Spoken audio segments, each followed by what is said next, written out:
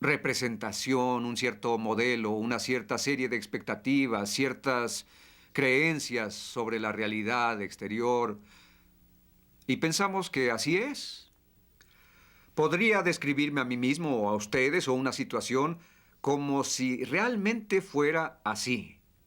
Ah, en realidad me describo a mí mismo, es decir, a mis percepciones, mi marco de referencia, mi visión del mundo, mi sistema de valores, mi autobiografía. Y proyecto todo esto hacia afuera. Ahora voy a dar una forma sencilla de percibir un paradigma. Es un mapa, como un mapa de este hotel o un mapa, digamos, de Portland. Le preguntaré a este caballero.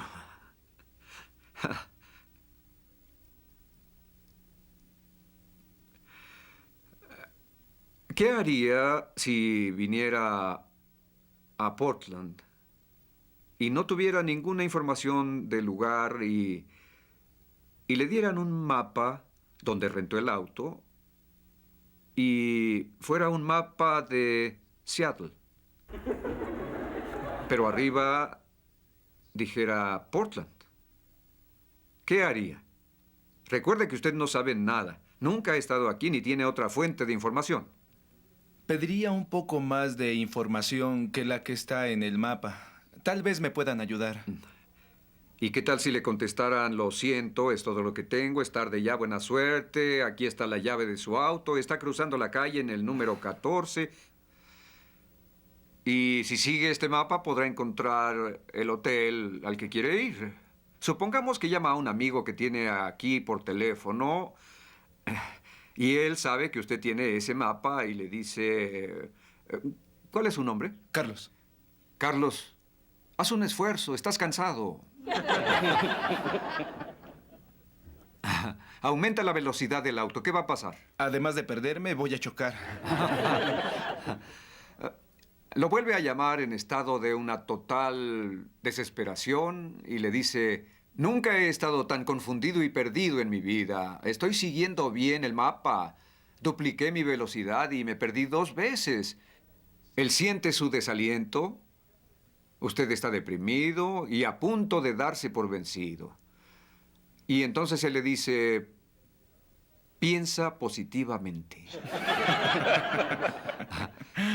Se da cuenta de qué fácilmente le resolvieron el problema. Con una frase, tú puedes hacerlo, tú estás a la altura, hazlo. ¿Verdad? ¿Verdad que lo haría? Claro que lo haría. Ahora ni siquiera le importa estar perdido. Así es, estoy feliz de estar perdido. Eso es un paradigma. Un paradigma es el mapa que ustedes tienen en la mente. Una vez que tienen el mapa adecuado, entonces su conducta y su actitud cuentan. Lo que llamamos mapas son realmente creencias. Creencias sobre la forma en que son las cosas. Creencias sobre la forma en que las cosas se representan. Eso es la realidad. Nadie las cuestiona. Recuerdo que di un discurso hace un tiempo y había alguien en la primera fila hablando constantemente con otra persona. Y mi mamá estaba 2 filas atrás. Y estaba sumamente disgustada, molesta. Estaban ignorando a su precioso hijo tan cínicamente, tan abiertamente.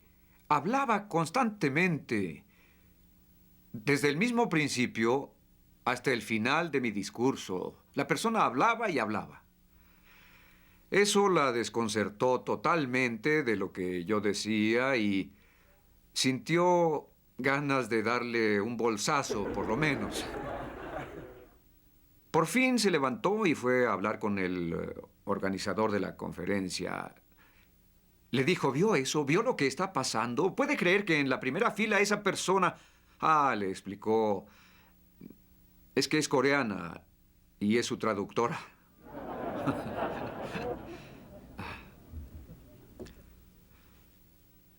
Un día estaba en el metro de una ciudad muy, muy grande, un domingo en la mañana, todo estaba muy tranquilo y un montón de jovencitos entraron corriendo al metro. Su papá lo seguía. Él se sentó junto a mí y los niños parecían locos. Corrían de un lado a otro, tiraban los periódicos, se portaban groseros, escandalosos. Yo seguía sentado y me decía, no puedo creerlo. El papá no hace nada. Vean cuál era mi actitud. Mi actitud, tratar de controlar, de acuerdo a lo que podía ver. Después de unos minutos la actitud se volvió conducta. Y le dije, señor, ¿no cree que debería controlar a sus hijos? Están molestando a todos. Y él dijo, ah, sí, levantó la cabeza como para ver qué estaba pasando. Y dijo, sí, no sé, es que venimos del hospital. Su madre acaba de morir hace una hora y creo que no saben cómo reaccionar. Y francamente yo tampoco. Imaginen el cambio de paradigma que se llevó a cabo ahí. Imaginen cuáles serían la actitud y la conducta basadas en ese paradigma. ¿Ven por qué los paradigmas son más profundos que la actitud o la conducta? Aunque aquí vamos a hablar de formas personales e interpersonales, las mismas cosas suceden en nuestra sociedad. Thomas Kuhn, en su brillante libro La estructura de las revoluciones científicas, lo señala poderosa y consistentemente. Todos los descubrimientos importantes fueron rupturas con las formas antiguas de pensar. Einstein, quien reescribió la física, hizo una brillante afirmación. Los problemas importantes que enfrentamos no pueden resolverse al mismo nivel de pensamiento que estábamos cuando creamos esos problemas. Esto es una invitación a ser reflexivos e introspectivos y explorar nuestros propios paradigmas. La mayoría de la gente se enfoca en conductas y actitudes. Y ambas son, desde luego, muy, muy importantes. Pero mucho más importantes que la conducta o la actitud son los paradigmas.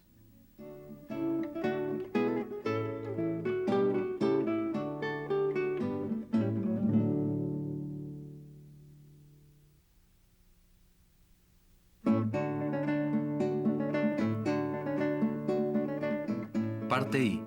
Paradigmas y espejo social. ¿Cuántos de ustedes han estado en la Casa de los Espejos de alguna feria? ¿Qué tal si esa fuera la única fuente de información que tuvieran sobre su cuerpo? Alguna absurda caricatura. Por ejemplo, yo una vez me vi sin cabello. ¿No es absurdo?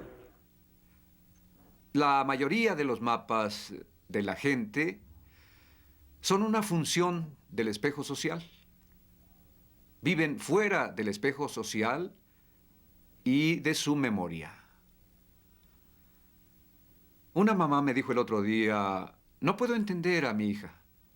De repente ya tiene 17 años y es como si fuera otra persona. Nunca la había visto tan poco cooperativa, tan rebelde, tan enojada, tan poco dispuesta a ayudarnos en la casa o siquiera abrirse a cualquier influencia. ¿Qué está sucediendo en el mapa o el paradigma de su cabeza? ¿Y qué se hace con ese mapa? ¿Se actúa de acuerdo a él? En la cabeza creamos una imagen de cierta persona. Es el mapa que tenemos de ella. Alguien podría repetirle lo que yo digo aquí. Inténtelo otra vez. Trate de ser más positiva. Pero mientras una persona mantenga ese mapa, esa imagen de la otra persona en su cabeza, va a tratarla de ese modo. Y cuando a uno lo tratan de ese modo, la tendencia es responder de acuerdo a cómo lo tratan. Esto se llama la profecía que se autorrealiza. La gente responde al espejo social que la rodea. Entonces le dije a esta mamá, note cómo ve usted a su hija. Bueno, no es como yo la veo, es la forma en que ella es. Potencialmente, ella es capaz de hacer mucho más. Sí, por supuesto. ¿Por qué no la ve en términos de su potencial? ¿No es su potencial parte de la realidad de su vida? ¿No es la parte más importante? Sus manifestaciones presentes, cuando ella pasa por las altas y bajas emocionales de la llamada crisis de identidad de la adolescencia, son para usted incomprensibles. Hay que cambiar el mapa, el paradigma, por una visión basada en su potencial, en el cual usted realmente cree. Sí, pero ¿qué hago con su conducta y su total indisponibilidad para cooperar, para hacer su parte? Revise su paradigma, revise el mapa que tiene de ella. Recuerdo que estuve en una situación así. Uno de mis hijos adolescentes, justo antes de entrar a la secundaria, se, se volvió problemático. No funcionaba bien en ninguna área. Atléticamente, la gente se moría de risa al ver cómo daba el batazo antes de que le lanzaran la pelota. Académicamente, no es que le fuera mal en los exámenes, no podía ni siquiera empezarlos. Y socialmente, a veces, era muy tímido. Vean la evidencia que teníamos. Y Sandra y yo, mi esposa, decíamos sobre esto, quizá cada familia merece tener uno así. Pero queremos al muchacho y nos preocupaba. Recuerdo que una vez hablé del tema en Armonk, Nueva York. Estaba hablando sobre el estudio que abrió todo el campo de lo que se llama la profecía autorrealizada. Sobre una computadora en Inglaterra que a un grupo brillante lo declaró tonto. Dice el maestro, el grupo brillante está aquí. Tienen 120 o 130 de coeficiente intelectual y realmente les fascina aprender. Son un encanto. Y este grupo, y para apreciarlos basta verles las caras.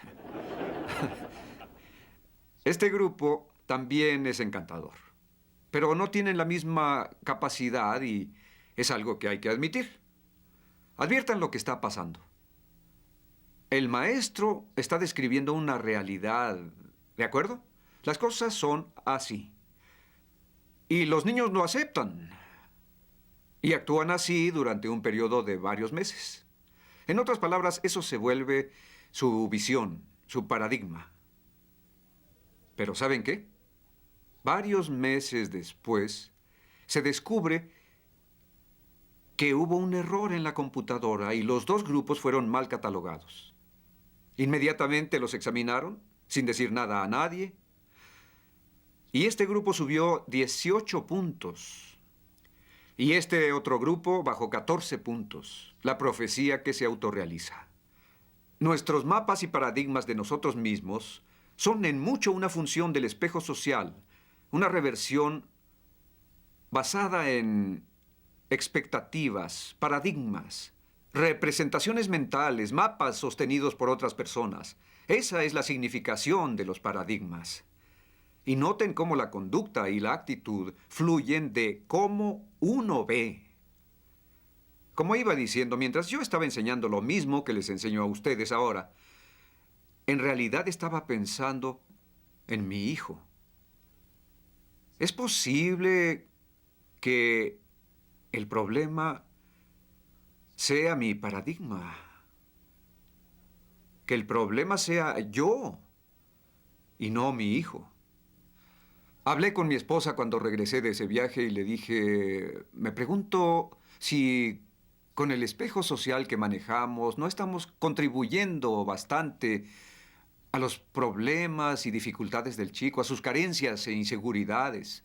Descubrimos que en cierta medida intentábamos ganar prestigio social gracias al desempeño de nuestros hijos. Eso era parte de nuestra motivación. lo que la gente pensara de nosotros a través de nuestros hijos. Nos daba mucho gusto que hablaran bien de nosotros por el rendimiento de nuestros hijos. Nos preocupaba el peligro de no lograr ese prestigio. Vemos lo que buscamos. Así exploramos nuestros motivos y dijimos, esto no es lo que buscamos. Comenzamos a verlo de otro modo, como una persona con sus propios derechos, que no debe compararse con nadie más. Al no entrar en el espejo social de la comparación contra esquemas y normas, pudimos verlo como un ser de maduración tardía con tremendas potencialidades que no respondía en algunas áreas. No sabemos por qué. Todo joven es un gran potencial. Y estábamos tratando de ponerle etiquetas. ¿Ven a qué me refiero con que la tendencia es proyectar nuestras propias experiencias como en una película casera? Proyectar en otra persona y etiquetar, pero nunca exploramos nuestros propios motivos, nunca nos volvemos reflexivos e introspectivos. Las cosas iban bien con los demás niños, pero de repente algo nos sacó de nuestro procedimiento operativo estándar y no sirvió de nada que quisiéramos motivarlo con recetas fáciles como vamos, piensa positivamente, o no le quites la vista a la pelota cuando se aproxime. Atención, ahora tú bateas. Está bien, hijo, no te preocupes por eso. Olvídalo, todos cometen errores, está bien, no hay problema. Y cuando hablábamos a solas, ¡ay! Tenemos un gran problema. Duplicidad, falta de principios, como si él no tuviera ningún mérito propio. Fue la parte más difícil de la terapia, tratar con uno mismo, explorar nuestros propios paradigmas, liberarlos. Pero cuando tratas de tener a la gente, de poseerla, de ser su dueño, y que su desempeño se refleje en tu reputación, tu estructura básica de motivación condiciona tu paradigma sobre esa persona. Y la verás a través del marco de referencia de tu espejo social, y entras en la profecía que se autorrealiza. Esperemos que nuestra humildad nos despierte el interés y la disponibilidad para analizar nuestras ideas sobre la vida y cuestionarlas. Particularmente cuando se trata de nuestros propios mapas, los de nuestros seres queridos, de nuestros jefes, de nuestros asociados, de personas cercanas. Y así, con toda humildad, decir a otras personas cómo lo ven. ¿Cuál es su punto de vista? ¿Cuál es su perspectiva? ¿Cuál es su marco de referencia? ¿Cuál es su opinión? Y constantemente adquirir un sentido más claro de cómo son las cosas, logrando un paradigma mejor y mejor.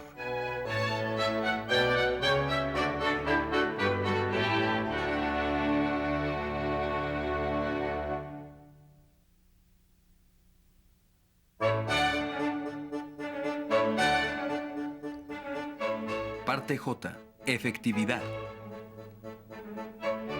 Los 7 hábitos de las personas altamente efectivas. Altamente efectivas. No efectividad mediocre, no efectividad de bajo nivel, efectividad alta.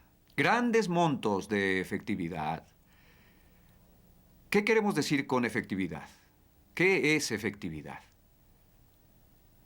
Podríamos usar la palabra éxito, pero esa palabra lleva demasiadas connotaciones de valores sociales antiguos sobre tenerlo todo. Por eso, usamos la palabra efectividad. 7 hábitos de las personas altamente efectivas. Ya conocen los famosos cuentos de Esopo, aquel sobre un pobre granjero con muy mala suerte, y sus visitas a su gansa favorita. Un día nota que hay un huevo más grande, un huevo de oro junto a esa gansa, y piensa que alguien le puso una trampa, así que lo tira. Después decide probarlo y se da cuenta de que en verdad es puro oro, oro puro. y el que ha sido tan pobre tanto tiempo.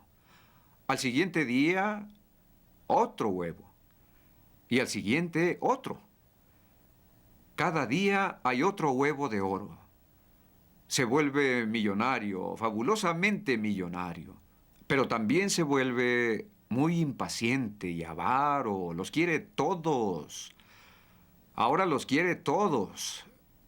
Así que mata a la gansa para sacarle todos los huevos y desde luego no encuentra nada.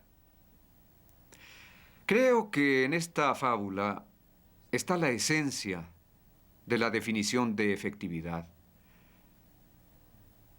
Está formada básicamente de dos cosas: conseguir lo que quieres y conseguirlo de manera que te capacite para obtener lo que quieres una y otra vez, y otra vez, y otra vez. Le llamamos balance PCP. P es la producción de los resultados deseados. CP es la capacidad de producción. En otras palabras, la capacidad del activo para continuar produciendo los resultados. Pueden aplicar esto a cualquier campo del desempeño humano, a cualquiera. ¿Cuántos de ustedes han tenido desequilibrios en su PCP respecto a la forma de cuidar sus activos físicos, su auto, su podadora? ¿Cuántos a veces manejan su activo sin darle mantenimiento apropiado? ¿Cuántos han tenido esa experiencia? ¿Por qué? Dar atención requiere tiempo y dinero para atender a la CP, capacidad de producción.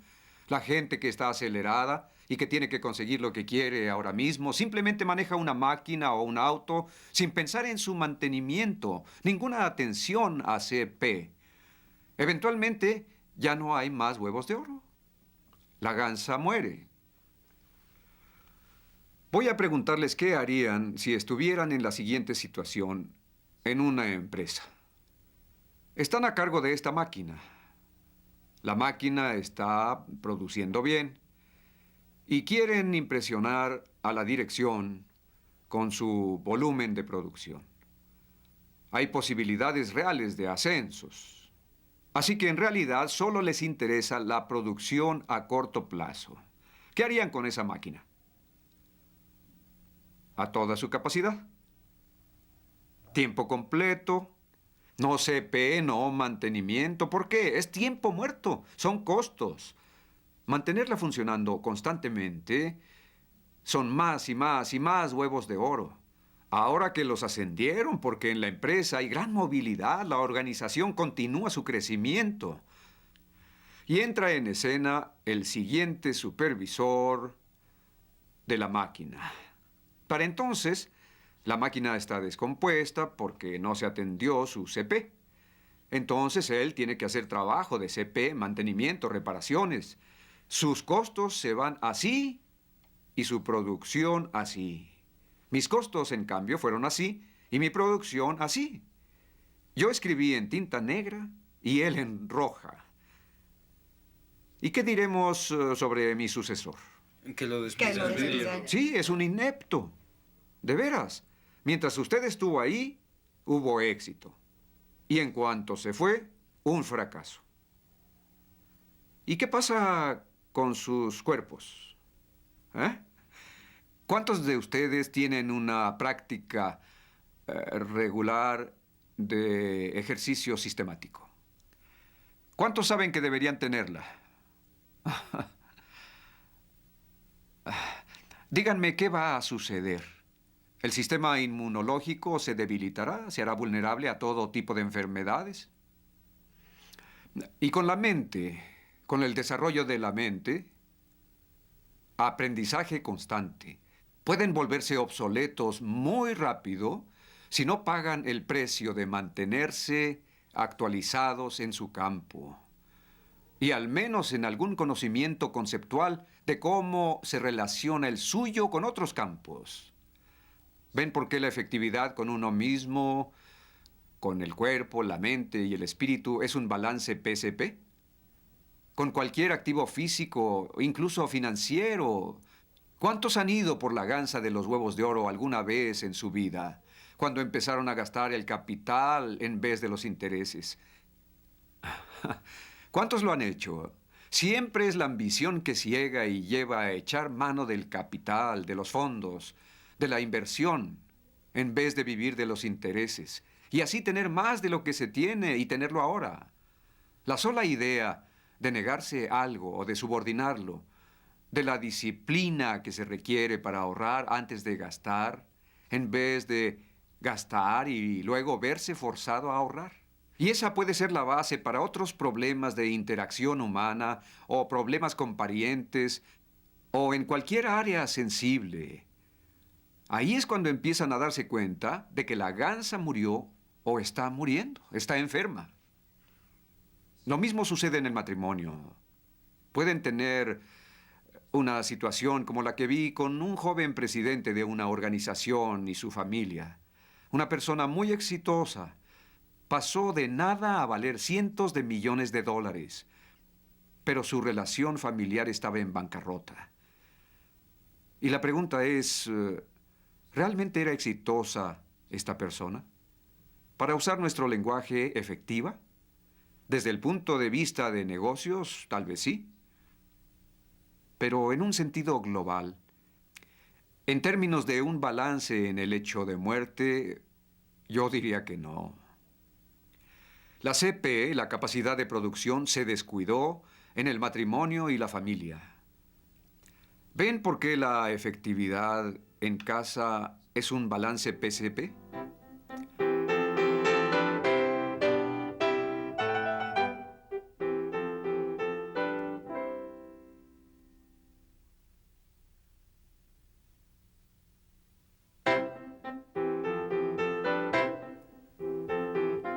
Parte K. Balance PCP en organizaciones. ¿Qué hay de los negocios? ¿Qué sucede si se descuida la CP del negocio? Digamos con un cliente. Piensen. Pierdes un cliente. Exacto. Pierdes más que un cliente. Ese cliente hablará con otros clientes y vas a perder a todos sobre los que él tenga influencia. Por eso no pueden darse el lujo de perder un cliente. Sin duda, la publicidad más poderosa es la verbal. Es en la que más confía la gente. Esto no significa que le den todo al cliente. Significa crear con él una situación ganar-ganar. Y al hacer un balance, lo que el cliente quiere y su capacidad de seguir produciendo para ese cliente, su CP, estén alineados, parejos y equilibrados.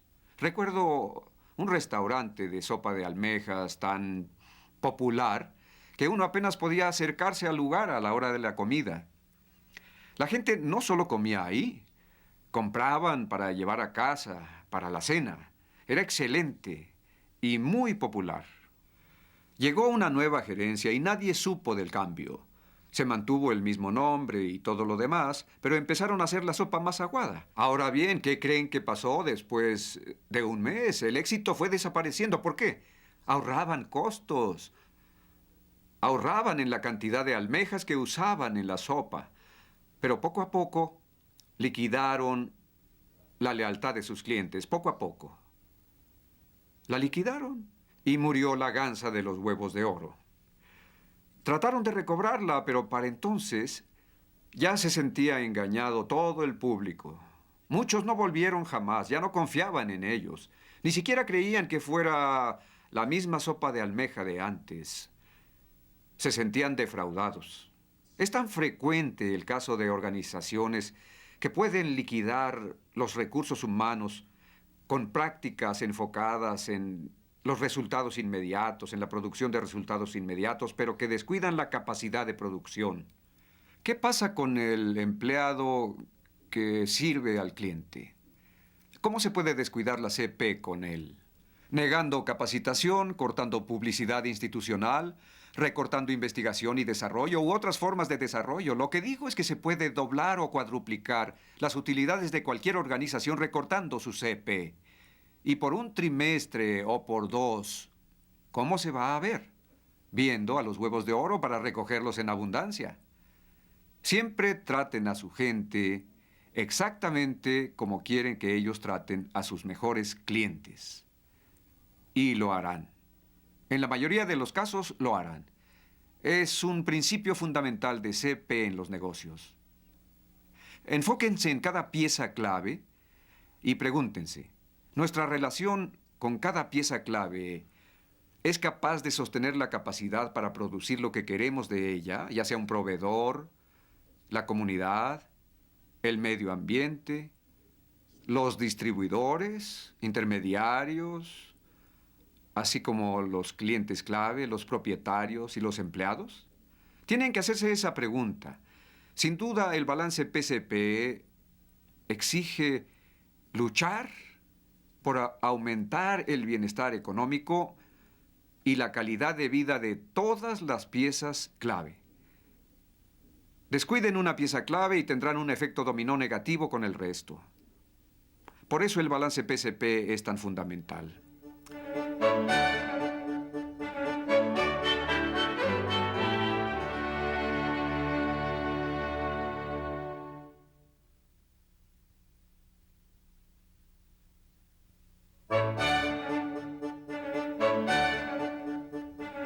Parte L. La cuenta bancaria emocional. Quiero presentarles un concepto llamado la cuenta bancaria emocional. Ustedes saben lo que es una cuenta bancaria. Si fueran mis banqueros y yo hiciera muchos depósitos en esta cuenta bancaria, gradualmente se haría más y más grande. Incluso puedo hacer retiros porque tengo grandes reservas. Una cuenta bancaria emocional es lo mismo. Puedo hacer muchos depósitos durante mucho tiempo y construir mi capacidad de reserva con alguien. Si cometo un pequeño error, es un pequeño retiro, pero la confianza sigue alta. Todavía tengo una enorme reserva. Si cometo un grave error que viole el sentido más profundo de nuestro acuerdo, puedo causar que de un solo golpe se sobregire la cuenta bancaria emocional. El concepto de cuenta bancaria emocional equivale al de capacidad de producción en cuanto a relaciones humanas, a interacción humana. Ahora, en sentido metafórico, si una situación se lleva a extremos, pierde sentido, incluyendo esta. Nadie deposita en una cuenta solo para retirar. Sin embargo, si tienen una fuerte cuenta bancaria emocional, si la relación con alguien es sólida y hay confianza mutua, pues ciertos errores son admisibles. Pueden hacerse retiros, no a propósito, sino involuntarios, sin darse cuenta, por insensibilidad o lo que sea. Y la gente entenderá. Solo para ilustrar, ¿cuántos han tenido una fuerte cuenta bancaria emocional con alguien? Una relación de confianza con alguien. Piensen en esa persona. Hay tanta confianza que pueden comunicarse con ella casi sin palabras. ¿Piensan en alguien? ¿Cuántos tienen una cuenta bancaria emocional tan fuerte que pueden cometer errores en su comunicación y aún así lograr entenderse? ¿Por qué? Ellos conocen su corazón. Saben lo que ustedes representan. Ahora lo opuesto. ¿Cuántos tienen una relación con alguien que está deteriorada, donde la confianza no existe, donde la cuenta bancaria emocional está sobregirada? ¿Cuántos han tenido esto en su vida o ahora lo están viviendo? ¿Qué sucede cuando se comunican con ese alguien?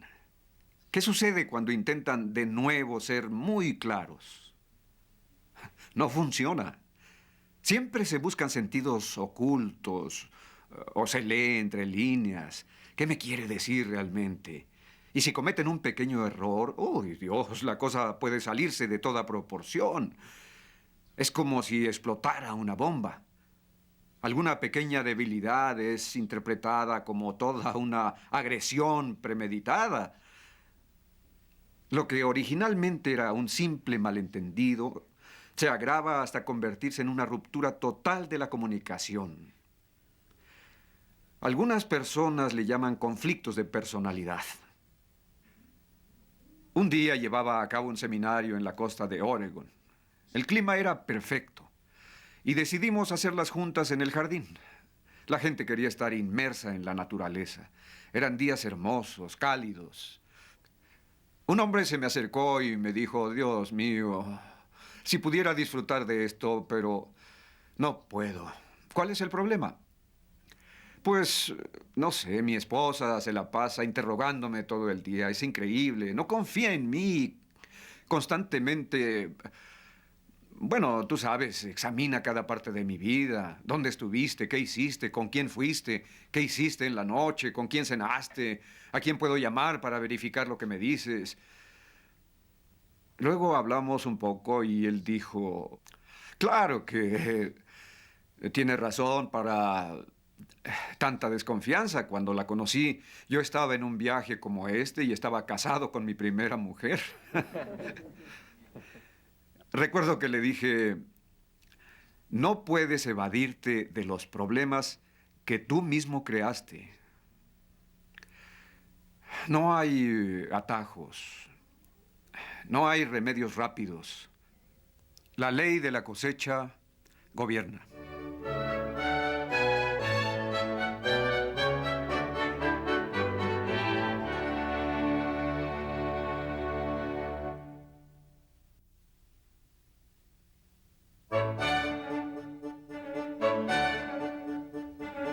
Parte M. Depósitos y retiros. Compartamos algunos ejemplos de depósitos y retiros en la cuenta bancaria emocional. El primer depósito y el más importante, amabilidad y cortesía. El opuesto, desde luego, sería rudeza y descortesía. Un segundo depósito, hacer promesas y cumplirlas. El opuesto es no hacer promesas o hacerlas y no respetarlas. Hacer y cumplir una promesa permite que la otra persona sepa que se puede contar con ustedes, que son confiables, que responderán. No hay valor como la confiabilidad. Si das tu palabra, la mantienes. Las circunstancias cambian, la mantienes. Tu ánimo cambia, la mantienes. Tan simple como eso. Si las circunstancias cambian hasta el punto que sería tonto cumplir esa promesa, inmediatamente comunícalo. Y trata de que entiendan las nuevas circunstancias para que te liberen de la promesa. Tengan mucho cuidado antes de hacer una promesa. Particularmente una promesa relacionada con un tema muy importante para el otro. De una importancia yugular. Tengan mucho cuidado. Un retiro es no hacer ninguna promesa en absoluto, porque no crean ninguna esperanza. También lo considero un retiro. No tan grande como prometer algo para aplacar a alguien y dejarlo tranquilo en el momento y luego olvidarse de lo prometido, porque el ánimo cambió o las circunstancias variaron, o simplemente nunca pensaron cumplir y prometieron porque querían complacerlos en ese momento. La gente insegura hace promesas y promesas todo el tiempo. Otro depósito muy fuerte es la forma de manejar las expectativas. Deben asegurarse de que las expectativas sean claras y no ambiguas. Algunas personas, especialmente si son inmaduras o inseguras, leerán una expectativa como una promesa. Así que tienen que ser muy explícitos para manejar expectativas. Si sienten que la gente implícitamente está proyectando sus expectativas en ustedes, a veces tendrán que decir, déjame aclarar tus expectativas. Así todos estamos en paz. Otro retiro es tener expectativas no claras, no identificadas, ambiguas, expectativas desconocidas que están implícitas en la gente.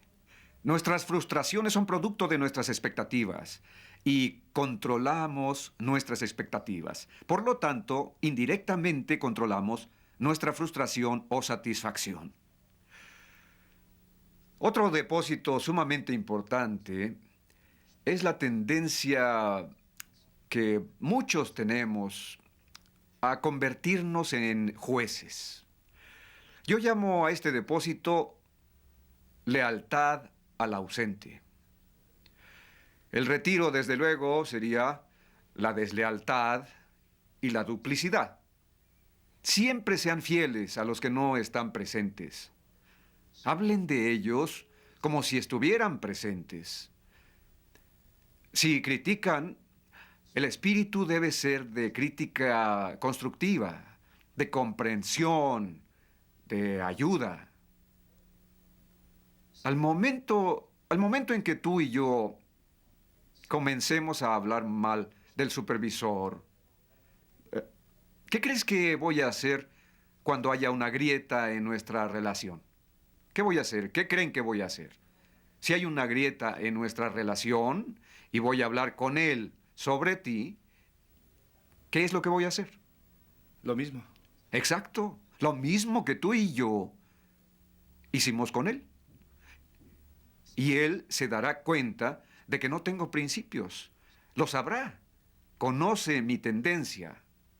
Entonces, cuando hablamos sobre alguien ausente, de manera que se muestre respeto por él, aunque seamos críticos, pero en forma constructiva y positiva, ¿qué cree él que estoy diciendo cuando no estoy con él? ¿Que lo critico? No, que haría exactamente lo mismo. En otras palabras, si quieren retener a los presentes, sean leales con los ausentes. Cuando brilla el sol y ustedes se sientan a hablar mal de alguien, eso los une, ¿no es así? Cimenta su relación porque tienen un enemigo común o alguien al que juntos pueden despedazar verbalmente. Se sienten unidos criticando los defectos ajenos y luego en los descansos tienen de qué hablar y en la comida prácticamente se comen a la persona que critican y comparten sus propias historias. Pero mucha atención. Si quieren construir un equipo, una cultura común, si quieren construir una familia, hagan un compromiso todos. Cuando surja una dificultad con una persona, ¿qué harán? Ir con esa persona. No hablar a su espalda. Una vez yo no cumplí esto y me quejé, fui a quejarme con el presidente de la universidad donde yo era profesor visitante sobre su director interno, quien nos creaba situaciones totalmente contrarias a nuestros acuerdos y expectativas. Realmente hablaba mal de él y de su competencia. El presidente dijo, realmente lamento oír que estás en esta situación. El director interno es una persona seria y competente. ¿Por qué no le pides que venga y resolvemos el problema juntos? No. No quiero estar involucrado. No dije eso realmente. Habría pasado por irresponsable. Pero eso sentía. No quiero hablar con él. Quiero hablar sobre él. El presidente era una gente muy correcta y agradable y mientras el director cruzaba el campus y se acercaba a la oficina, yo tenía el siguiente diálogo interno. Ay, Dios, ¿en qué lío me he metido? Quizá yo también soy responsable de la mala comunicación con el director. Tal vez él cumple con las normas y yo estoy mal informado. Honestamente me tambaleé, casi me caigo. Cuando llegó el director, ya saben, ¿cómo estás?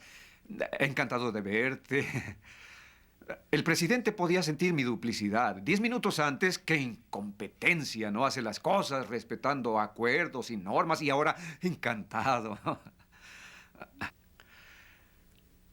Una persona así es inestable en todos sus actos. Duplicidad. Otro depósito importante. Si cometen alguno de estos errores, aprendan a disculparse. El retiro, la arrogancia. Aprendan a disculparse. Estaba equivocado. No fui atento. El otro día mi hijo molestaba a su hermanita porque ella le había cambiado el arreglo de su escritorio. Él tenía todo organizado para su proyecto. Le había llevado mucho tiempo. Ella llegó intentando ayudar a su hermano y organizó y cambió todo. Ella pensó que era un depósito. Para él fue un retiro. Mi hijo empezó a gritarle y a la mitad de la riña se detuvo.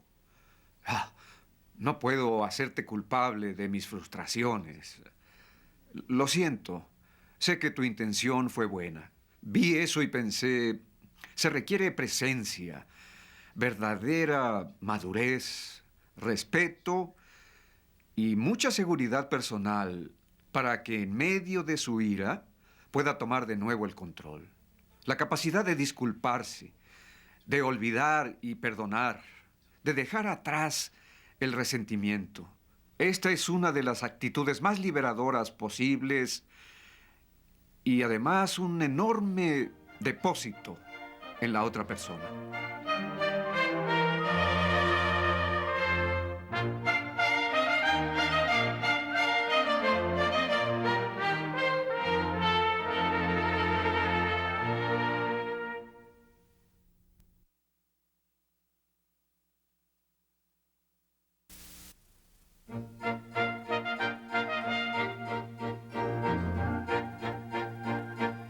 Covey Leadership Center presenta Los 7 hábitos de las personas altamente efectivas, con el Dr. Stephen R. Covey.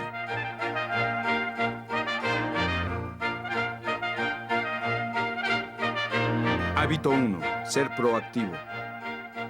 Parte A. Proactividad. La clave para implantar los 7 hábitos.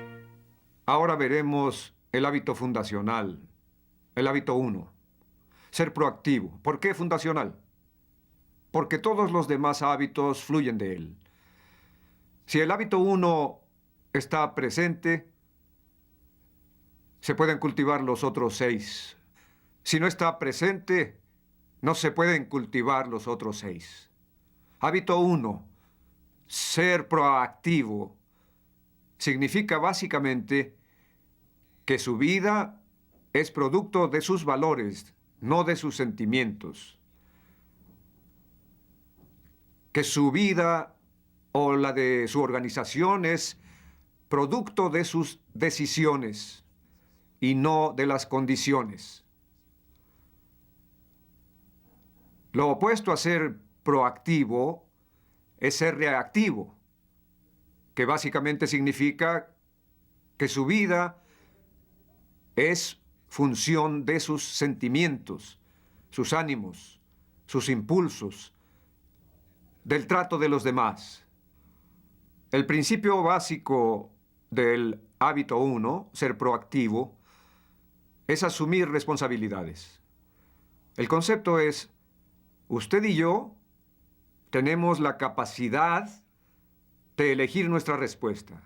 Si usted no cree que es capaz de elegir su respuesta, si no tiene esa visión de usted mismo, si se siente víctima, le puedo garantizar que definitivamente no estará facultado. No comenzará con el fin en la mente, con un pensamiento claro sobre el futuro. Estará atado al pasado y pondrá en segundo, tercero, cuarto, quinto lugar las cosas importantes, con su escalera apoyada en la pared equivocada. Pensará ganar, perder o perder, ganar. Buscará siempre ser entendido primero antes de entender. Y constantemente fracasará en toda clase de relaciones porque usted y el otro se sentirán mal entendidos. Vivirán en batallas de los egos, terminarán en compromisos en vez de con sinergia y no dedicarán tiempo a afilar la sierra porque nunca tendrán tiempo de cargar gasolina. Estarán demasiado ocupados, abrumados por pequeñeces. Por eso el hábito 1 es fundamental, básico. Es el componente vital y fundamental de los demás hábitos. De nuevo lo definimos como la capacidad de subordinar impulsos, ánimos, sentimientos, condiciones a los valores con base en principios. Subordinar hasta que poco a poco nuestra vida emocional, que se encontraba así, esté en orden. Podrán tener altas y bajas emocionales, pero habrá estabilidad, constancia en su naturaleza respecto a hacer y cumplir promesas a uno mismo y a los demás. Se puede tratar a los demás con amabilidad, sin capitular en las convicciones. Se puede comenzar a practicar con los otros hábitos que se construyen gracias a este. ¿Cuántos de ustedes se sienten mejor cuando el clima es agradable? Hay razones fisiológicas para ello. Se liberan endorfinas, sustancias químicas de la mente a través de la luz del sol. ¿Cuántos actúan mejor cuando se sienten mejor? Eso significa que somos reactivos a la cultura física. Si son gente proactiva, pueden sobrellevar el clima sin importar la cultura física. Y a través de irradiar energía positiva y de sonreír, también liberan endorfinas. ¿Y qué hay de la cultura social? ¿Cuántos se sienten mejor cuando los tratan mejor? ¿Cuántos actúan mejor cuando se sienten mejor? Esto es ser reactivo al clima social, a la cultura social. Si por dentro aprendiéramos a sobrellevar el clima social para poder ser consistentes en aquellas situaciones difíciles y adversas, perseguir propósitos que valgan la pena y vivir según principios o leyes naturales, seríamos proactivos.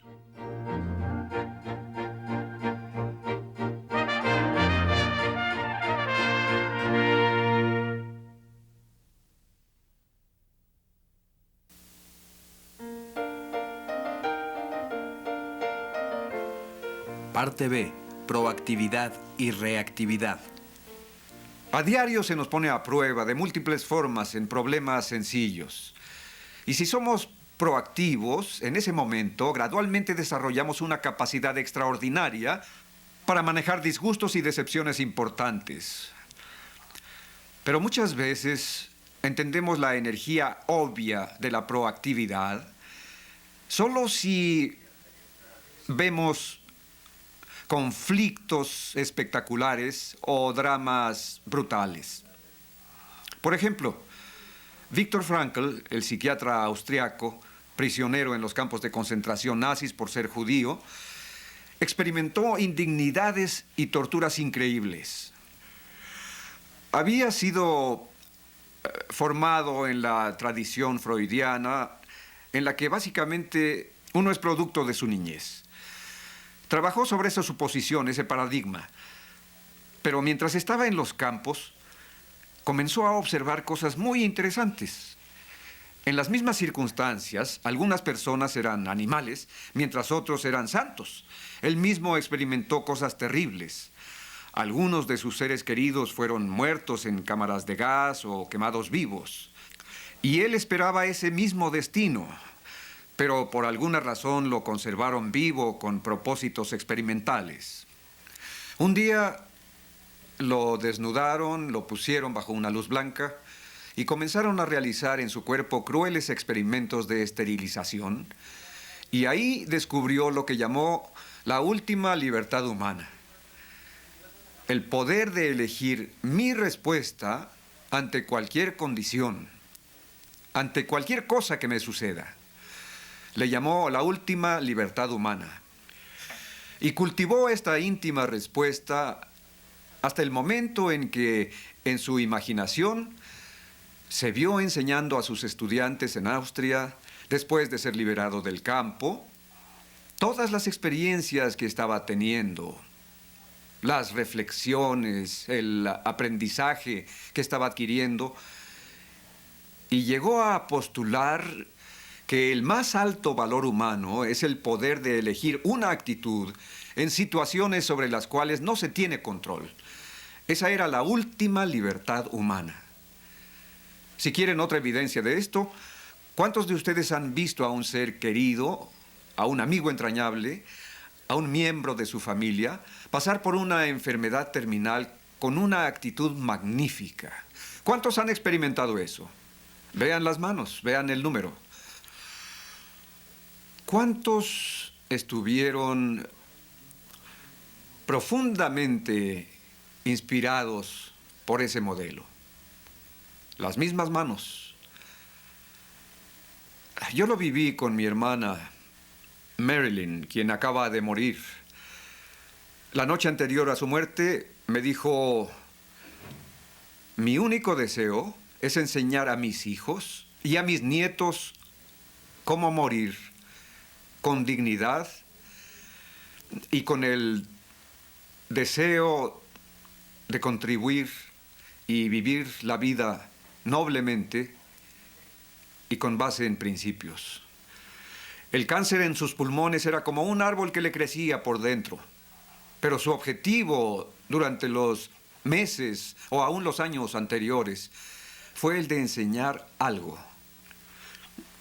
Esos hijos y nietos, amigos y seres queridos estarán inspirados y ennoblecidos por su modelo y su enseñanza el resto de sus vidas. Entre lo que nos sucede, el estímulo, cualquier cosa que nos pase o que nos esté pasando ahora, entre ese estímulo y nuestra respuesta hay un espacio. En ese espacio radica nuestro poder y la libertad para elegir nuestra respuesta. En estas elecciones radica nuestro crecimiento y nuestra felicidad. En otras palabras, con las elecciones correctas, eventualmente la respuesta que elegimos comienza a influenciar al propio estímulo. Esto es lo que Viktor Frankl descubrió y ejercitó en su memoria, es decir, en su inteligencia, su imaginación y su conciencia, haciéndose preguntas como: ¿qué está pidiendo de mí esta situación? En vez de ¿qué pido yo de ella? ¿Por qué me están haciendo esto? Y también afirmando su libre voluntad. Su libertad se volvió más y más y más grande hasta que fue mayor que la de sus captores nazis. No fue liberado. La liberación es una condición del medio. La liberación es una condición externa. La libertad es una condición interna de la propia persona. Tenemos control sobre nuestra libertad, no sobre nuestra liberación. Sin embargo, en muchas situaciones, no necesariamente en todas, mientras más controlen su libertad y la expandan y la profundicen, eventualmente influenciarán la liberación en su vida. Las opciones, las alternativas que están disponibles, eventualmente su cabeza creará su mundo. Su respuesta al estímulo eventualmente influenciará al estímulo y en alguna medida él lo experimentó. Frankl tuvo otra hipótesis y trató de desarrollarla. ¿Qué hace sobrevivir a estas personas en el campo? ¿Son sus habilidades de sobrevivencia? No. ¿Es su inteligencia? No.